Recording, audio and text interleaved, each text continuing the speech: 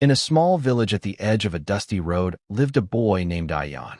His house was not really a house, just a fragile shelter made of mud walls and a rusted tin roof that cried loudly whenever rain fell.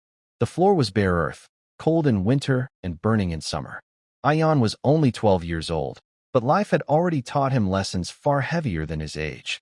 Every morning before the sun fully rose, Ayan woke up to the sound of his mother coughing. She tried to hide it, turning her face away, but Ayan always heard it. His father had died years ago while working at a construction site in the city. Since then, hunger had become a permanent guest in their home. Ayan owned only one pair of shoes. They were torn from the front, and his toes often peeked out, covered in dust and wounds. Children at school laughed at him. Some pointed, some whispered, some simply ignored him as if poverty was a disease that could spread by touch. But Ayan never replied. He lowered his eyes and walked faster, holding his bag tightly. A bag with missing zips and torn straps, but inside it lived his biggest dream. School was the only place where Ayan felt rich. He loved books, not because they were clean or new, they were old and shared, but because they spoke of worlds where hunger did not rule, where effort mattered more than money. When the teacher asked questions, Ayan's hand was often the first to rise. His answers were sharp, clear, and full of hope. The teacher noticed him, but kindness alone could not change his reality. After school, while other children went home to eat and rest, Ayan went to work.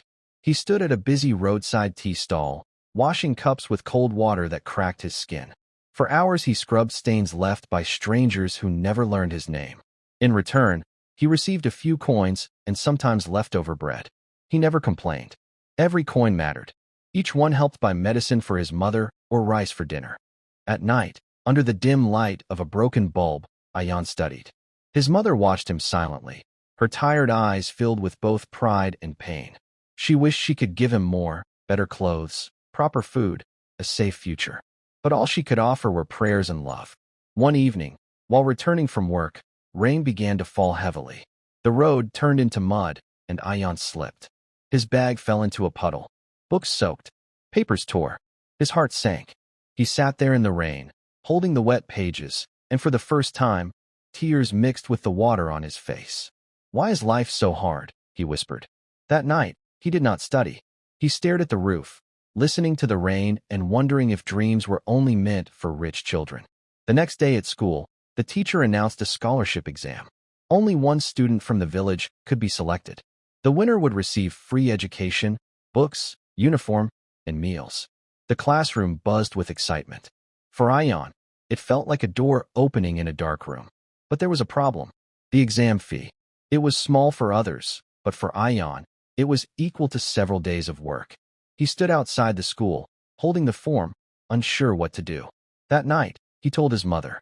She stayed quiet for a long time, then removed a small silver bangle from her wrist, the last memory of her wedding. "Take it," she said softly. "Your future is worth more than this." Ayan cried as he hugged her. He promised himself he would never let her sacrifice go to waste. He studied harder than ever before. He revised under streetlights when electricity failed. He practiced questions on torn papers. Hunger sat beside him, but determination sat stronger. On the day of the exam, Ayan wore his cleanest shirt, still faded, still thin, but worn with pride. He entered the hall with shaking hands and a brave heart. Weeks passed.